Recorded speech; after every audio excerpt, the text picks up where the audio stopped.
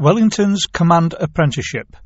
Fighting Insurgent Dhoondiah War in India. A 31-minute presentation held in the Collingwood Room at the Joint Services Command Staff College, Shrivenham, on the 6th of February 2008. The speaker is Dr. Huw Davies from the Defence Studies Department, King's College, London. Progress of my research so far has been focused on Wellington's intelligence system in the Peninsular War. Since finishing my PhD, I've moved on to look more generally at intelligence in the 19th century, but also look at Wellington's earlier campaign. And this is the first of a revision of Wellington's generalship from the opening of his career to the conclusion of his military career in 1815. So I'm looking, first of all, at his command apprenticeship, the first time he is in sole command of troops and is responsible for planning the campaign as well.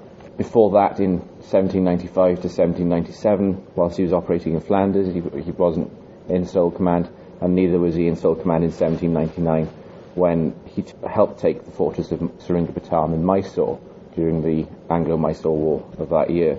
So this is the first time he's in sole command. It's also quite a unique campaign. It's like none other that's fought before it in India in the preceding 5 years. And like nothing he fights again during his career until it finishes. So in many respects, it's a bit of an odd scenario. For those of you that saw my lecture about a month ago on the burden of history, I mentioned this campaign, and I said it had an impact on a following campaign in 1803. It did have a profound effect on Wellington's planning, or Wellesley's planning of that campaign 3 years later. It caused a great deal of difficulty for him in that campaign. So it has a lot of impact on Wellington's career, both his early career and his later career, and also has an impact because of the nature of the campaign on the wider military history of India in the 19th century. The other main impact it has on Wellington is that it refocuses him as a political general. A key issue with Wellington throughout his career is that he's always faced with political issues, negotiating the alliance with the Portuguese, negotiating the alliance with the Spanish during the Peninsular War, and ensuring that that alliance continues well, and also commanding Spanish and Portuguese troops. These all require certain political skills, which he acquires or starts to acquire in this campaign whilst he's a lieutenant colonel. So it has an important impact on that aspect of his career as well. And it's one of the central arguments I'm going to look at with regards to Wellington throughout his career, is that he was in fact more a political general than he was a military general. Also, most histories of Wellington, of India, focus just on the military aspect of this campaign from June to September 1800. There was in fact about 3 months of political negotiations beforehand, and before that even about 6 months of preparation. So there's quite a larger aspect to this campaign than just the military aspect. So that's another reason for looking at it. So I've explained basically the genesis of this project and why I'm doing it. The concept of this presentation will go through several stages. The first, I'll look at the nature of British authority in India at the turn of the 19th century, generally, not just specifically on Wellington's part, or Arthur Wellesley as he was then.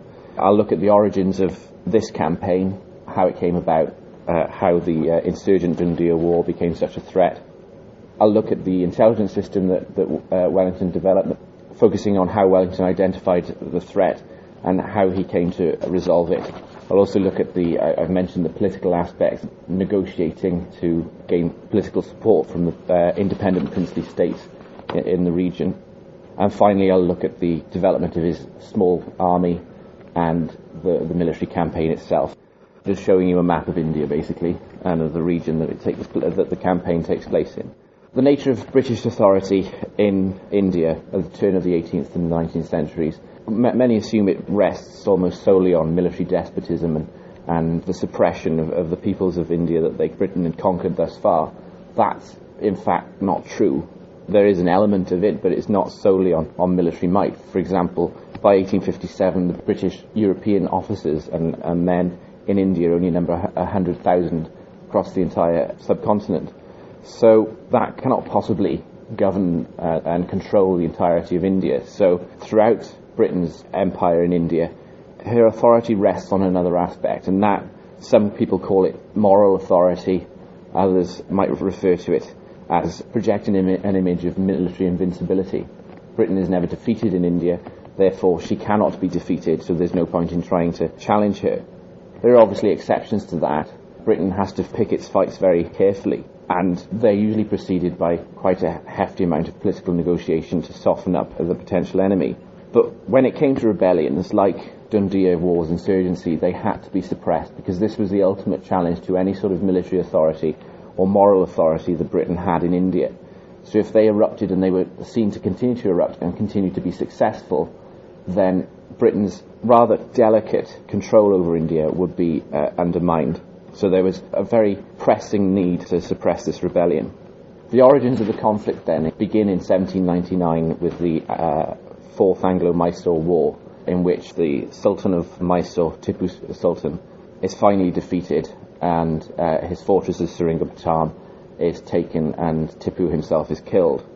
When the British take Seringapatam, they accidentally, arguably accidentally, set free all of the prisoners in Seringapatam, which has a very unfortunate effect, because one of those prisoners happens to be Dhoondiah War. Dhoondiah himself is thought to be, it's not entirely certain who he was, but he's thought to have been a Maratha from the northern part of this map, captured by Tipu and forced to convert to Islam. So he has very many grudges to bear against a number of people. He's also a charismatic individual. When he escapes, he immediately begins rallying the discontented local populace of Mysore, also smaller scale people in Maratha chiefs and so forth. The other thing he manages to do, and the British play right into his hand, when the British take Seringapatam, they sack the Mysorean army, and about 40,000 reasonably well-trained cavaliers are set free with their horses and with their arms, which is a very serious mistake on the part of the British. And they are extremely discontented individuals. They perceive the British to be their ultimate enemy, and they will do just about anything to try and defeat them. Throughout the rest of 1799, from about May onwards, you start to see the development of a small-scale rebellion start to erupt across the region, across Mysore and across the western side of the subcontinent. These are easily suppressed. They're not very popular, but they are a bit of a worry for the British. They're quite easily suppressed in traditional fashion. By that I mean that little parties of cavalry go out and burn the villages, and the local populace no longer feel the need to challenge the British. Behind these rebellions is Dhoondiah War. He is gradually trying to gather support for his campaigns and for his rebellion. Crucially, at the end of 1799, these rebellions start to peter out, and the British think that they've been completely suppressed, and they've got quite good control over Mysore, the restoration of tranquility, as they call it. Dhoondiah isn't captured. Wellington knows that Dhoondiah is the man behind this. He's aware of it, and he is extremely upset that they don't capture Dhoondiah in 1799, because he knows that he is going to pose a threat the following year. He refers to it in several letters. Or he thinks that the myth of Dhoondiah War will perpetuate rebellions the following year. So he remains one of the few people to be convinced that the rebellions aren't over. Also, it's worth bearing in mind that Arthur Wellesley, is promoted at this point to the military governor of Seringapatam. As some at that stage believed he was promoted above his years. The person in charge of the siege of Seringapatam, General David Baird, believed he should have been the man put in charge of Seringapatam. So there's a bit of discontent within the military as well. Wellesley gets the military governorship of Seringapatam because his older brother Richard Wellesley is Governor General, and it's a bit of a political opportunism there. So that's why Wellesley is central to this story. He's a governor of Seringapatam. 1800 opens a couple of months in, about February 1800. More rebellions, small-scale rebellions, start to break out, and they become stronger throughout the year, and there is some serious concern that Mysore is going to try and erupt into a full-scale rebellion, and the British aren't going to be able to hold it down. The British aren't aware that this is a unified effort at this stage.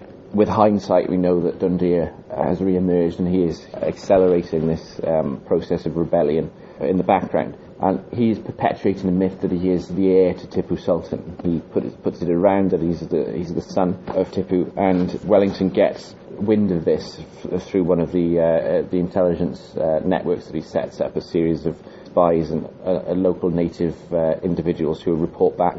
And he writes in April 1800, "It appears that the son of Tipu is the cause of desertion among the sepoy recruits. I have explained the present state, i.e. dead, of Tipu's family, and the consequent impossibilities that one of his sons, or even one of his father's descendants, should be in or near this region." In answer to this, Colonel Mainyang, one of Wellington's superiors, said that a person alluded to might not be one of Tipu's sons or might not belong to the family, but there was no doubt that there was a man in the southern part of Kanara who assumed that character, was collecting troops and was well received and respectfully treated by the disaffected in those parts. So he is gradually beginning to foster support. He's collecting arms, collecting troops. This is becoming a serious worry for Wellington. So the traditional tactics are employed immediately to try and suppress these rebellions. And we've got a quote here from a colonel named Montresor, who was responsible for raiding parties going out to try and suppress these rebellions. And he wrote, "The villages immediately surrounding were burnt, but the enemy did not quit the forest. They retired into narrow pathways where I did not think it advisable to pursue them. And on my directing my troops to return, the enemy rallied with such spirit that I was occasionally obliged to charge them from the rear. And the following morning, as I marched past the post, they had now occupied it with some show of resistance." This is becoming a force that is able to challenge small-scale British authority. They're also a force that easily disperses itself, that they can't pin down, that can't be challenged in a conventional fashion. Whenever Montresor charged them, they would disappear and use the natural layout of the ground in order to escape. So the traditional tactics aren't working to destroy the people who are currently rebelling, and also the tactics of destroying villages and dealing livestock and so forth are actually rebounding on the British because it is driving those individuals into the arms of Dhoondiah. He is now giving them an alternative. The British are burning your villages and stealing your livestock. Then come and join me, we will defeat the British and kick them out of the region. So this is gathering quite some pace. Also in the background you've got the troops that the British sacked from Seringapatam in 1799, and it gradually emerges via intelligence that the British are facing a force of nearly 40,000 cavalry. It's starting to actually target British fortresses in the region, key to supply lines, key to communications with the main British posts in India.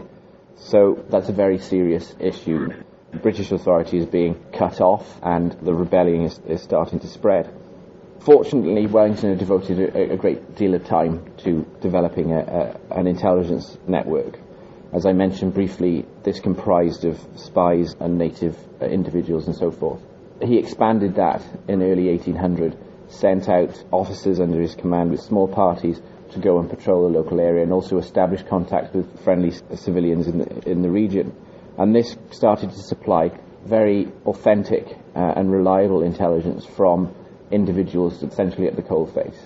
It wasn't a very complex intelligence network by any means, it wasn't very sophisticated, but for the period it was producing a reasonable amount of accurate intelligence.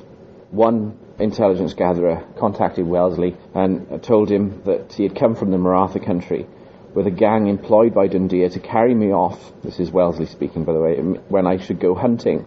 He says that Dhoondiah proposes to collect a large gang in this neighbourhood and to join them himself. In order to prove to him how little I fear his gang, I am going out hunting tomorrow. But I have desired my friend to join his gang again, and I have promised him a reward if he will enable me to lay hands upon them in this neighbourhood. So Wellesley is now engaging in sort of espionage operations, trying to co-opt members of Dhoondiah's rebellion into giving their locations away.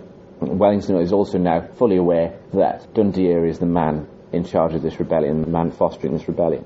So Wellesley is unaware of this at this stage, but it's also the case that if Dhoondiah is taken out, then this rebellion will probably fall apart. It's very much reliant on the individual who's at the top of the chain. So with his opponent successfully identified now, Wellesley goes about establishing the means by which he's going to destroy him. And he realises that the traditional campaigns aren't working. He needs to do this in a different manner. So he approaches it from a political point of view, and he starts basically a political campaign of isolation. He began to negotiate with independent powers in the region. By those, mainly I mean Maratha Confederacy, the southern point of which is really about halfway down the Tungabhadra River. So Dhoondiah is operating in and out of that region. He's using the Maratha Confederacy as a place of sanctuary, so he can launch raids into British territory and then retreat with little worry of the British being able to chase them. So Wellesley needs to negotiate with the Marathas. The problem is that higher level British political objectives mean that the Marathas aren't a possible ally.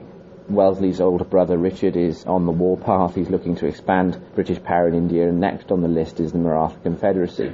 So Wellesley is limited from engaging in a resolute alliance with the Maratha Confederacy, which would be the ideal way of trying to stop Dhoondiah from using their territory, or at least allowing the British to go into their territory. Wellesley has nothing to offer the Marathas, but he needs them to give him their support, or at least not give Dhoondiah their support.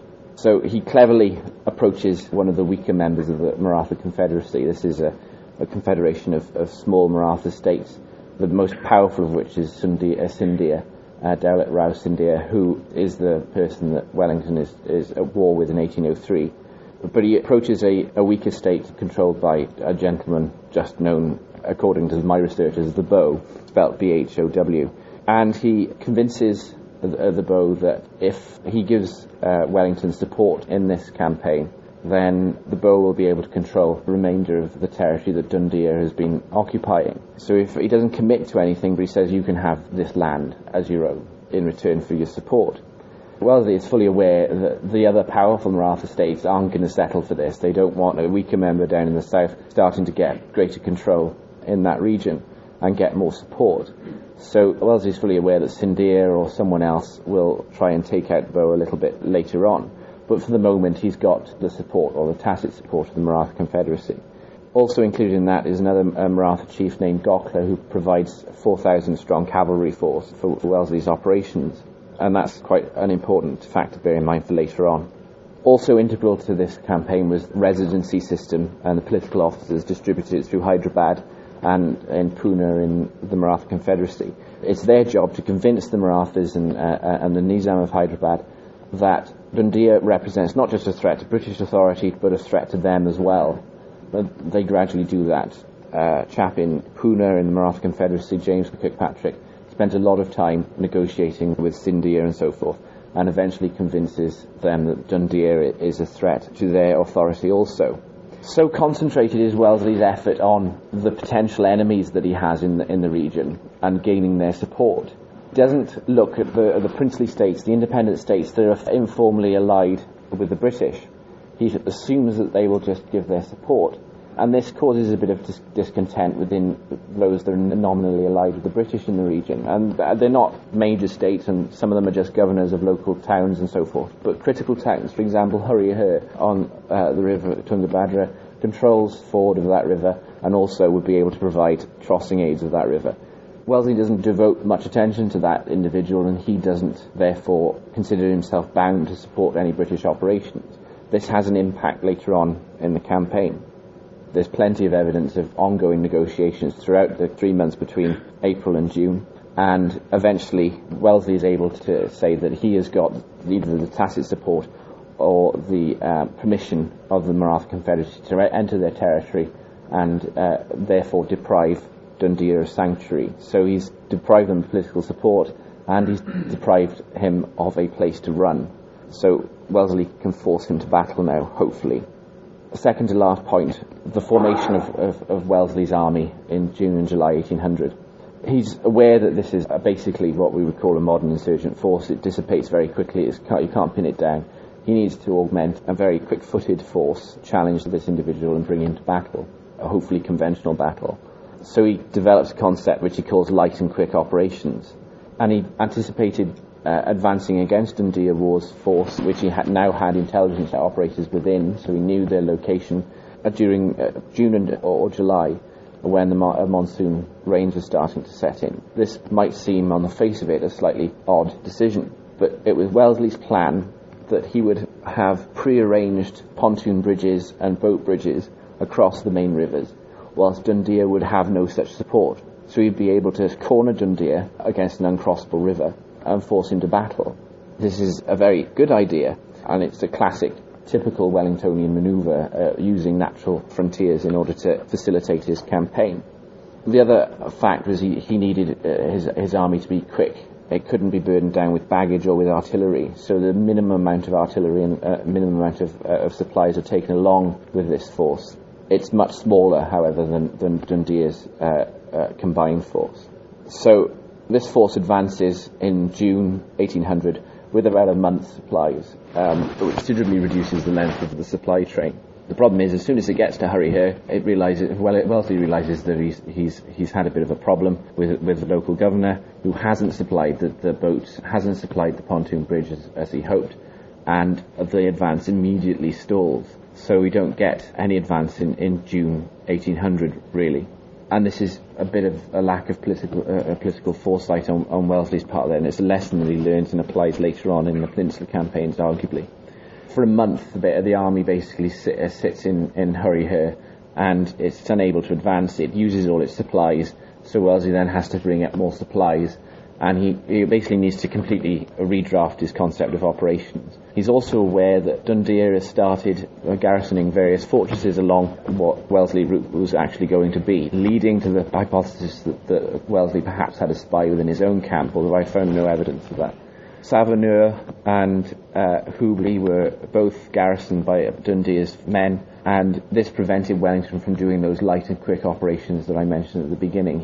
If he advanced quickly, he would be basically outflanked by what was a very strong garrison. So he renegotiated his concept of operations and advanced slowly, methodically, effectively clearing the region of any enemy troops, and does so very successfully. By early August, he's forced Dhoondiahs onto the River Malprabha, and although he forces them to battle, Dhoondiah himself escapes. All of Dhoondiah's baggage, all of his artillery that he's gathered are lost, and about 5,000 men. So it's a reasonably successful campaign, but Dhoondiah has escaped. And the reason for that is that Wellesley's light and quick force wasn't as quick as it should have been. The point was that having advanced slowly, when Dhoondiah's force was finally found and cornered, it would advance very quickly and destroy him, forcing him to battle. And it doesn't do that. The rest of the campaign, after the battle at Dhoondiah, Wellesley chases Dhoondiah north of the River Malprabha, crosses back over, and this is a very swift operation taking place over the course of just under a month, about 3 weeks, and forces Dhoondiah to battle on the riverbank at Conoghool. This is considered one of Wellington's first independent battles, and bears some hallmarks of later Wellingtonian tactics as well. Wellington divides his force and attempts to surround Dhoondiah, and bar for the river, Dhoondiah might have escaped, but he is essentially destroyed at this point. So Wellington's campaign isn't as successful as he would have liked it to have been. It's taken 3 months instead of 1 month. But he's also learned a lot of lessons in terms of gathering up enemy forces, securing territory and so forth. And he also applies certain tactics and strategies mentioned here later on in his campaign. One other factor that probably benefited Wellesley at this point was the cavalry component that I mentioned that the Maratha chief Gokhler had provided. That had actually challenged Dhoondiah to an independent battle on the first few days of August, and had been resolutely defeated by Dhoondiah's force.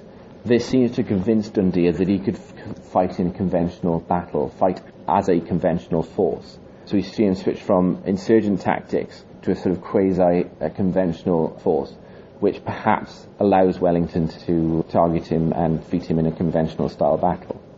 Wellesley claims some plaudits for that happening, but of course it's entirely coincidental. Gokhler went into the battle with Dhoondiah against Wellington's advice, so there's no real plaudits to be won there, but nevertheless he took them. Dr. Davies was asked 6 questions. Question 1. Apart from the opposition to British authority, were there other issues or local grievances that led to dissatisfaction? Or was it primarily focused against the British and self-determination? I think there was a combination of factors. There was already discontent in the region anyway. Tipu wasn't a particularly popular individual, so his local populace might not have been necessarily the most easily incorporated into the British Empire. So there's automatically, I think, some difficulty there, very resistant to British rule from the start. I think what really motivates some of those that might not have been engaged in the rebellion is the initial British tactics of striking against civilian populations, against villages and so forth. It's kind of like a traditional Hollywood type attempt to suppress rebellion, Hollywood version of the British Empire then. And it doesn't work, and it actually creates a snowball effect. I don't think it was necessarily self-determination. I think also that Dhoondiah was an extremely charismatic individual, able to garner support. I mean, the camp that eventually develops around him, there's intelligence reports from spies within the camp that says that it's effectively a moving town. There's a bazaar there every day. Everything that people lost to the British, they can now get back with Dhoondiah. That they can get back by moving with Dhoondiah. He's got essentially a moving town around him, so there's that attraction as well. Question 2. From the outset of the campaign, Wellesley wanted to be light and fast, but circumstances forced him to be more methodical. Is there a suggestion that early in his career he had aspirations to be a more dynamic commander? I would challenge that. I would call him quite a dynamic commander in the Peninsula. I mean, some of the campaigns he engages in are fairly out of the box, if you will. They're not the traditional British approach by any means. Certainly, I think this is characteristic of Wellington's approach in his career. I'm not entirely sure of the circumstances in 1799, but he is central to the success of the siege of Seringapatam, and that was through exploitation of dynamism and so forth. So I don't think he was necessarily the methodical commander. It was a combination of the two. He did dynamic things in a methodical way, if you will. He had a very set routine. Question 3. Bearing in mind the time it took for Wellesley to communicate with his brother, who had the bigger picture, did Wellesley take an awful lot of risks when he was brokering limited support in the Maratha Confederacy? I think he knowingly took the risk. He knew of his brother's plans to challenge the Maratha Confederacy fairly early on, and that's one of the reasons as well why he was put in charge of Seringapatam, is that Richard Wellesley wanted someone he could trust in Mysore.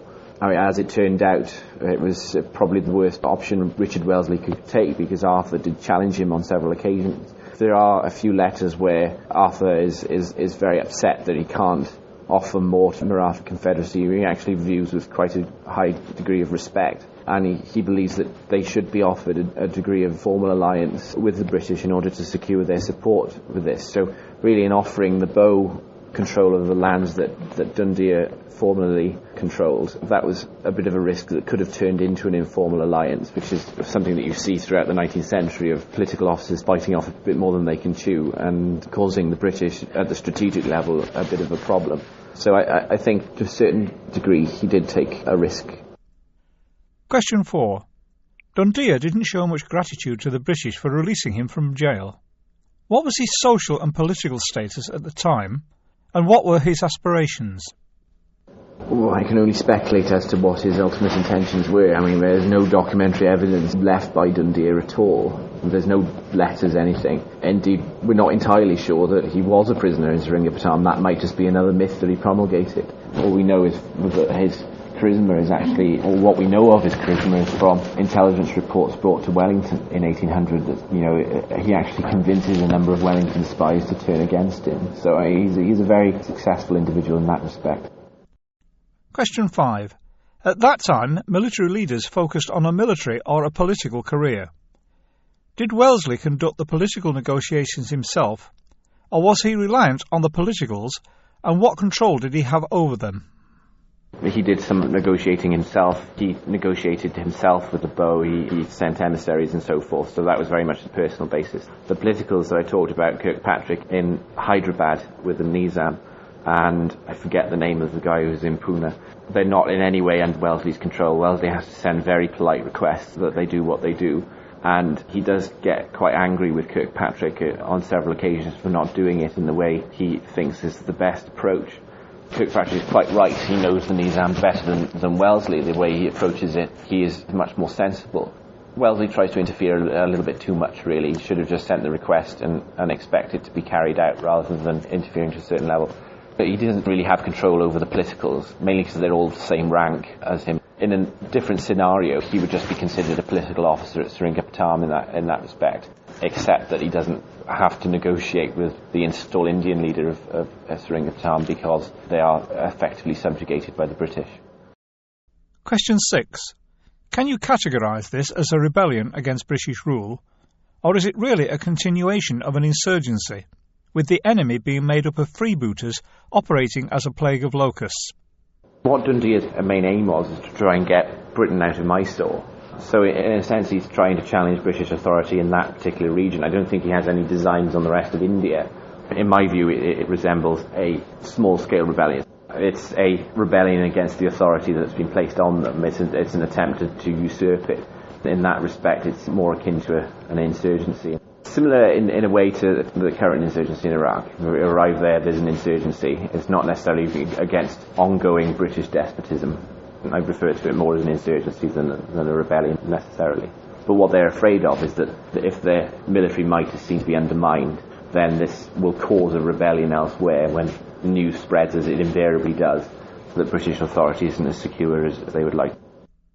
Dr. Davies can be contacted by email at hdavies, spelt Hotel Delta Alpha Victor India Echo Sierra, .jscsc@da.mod.uk.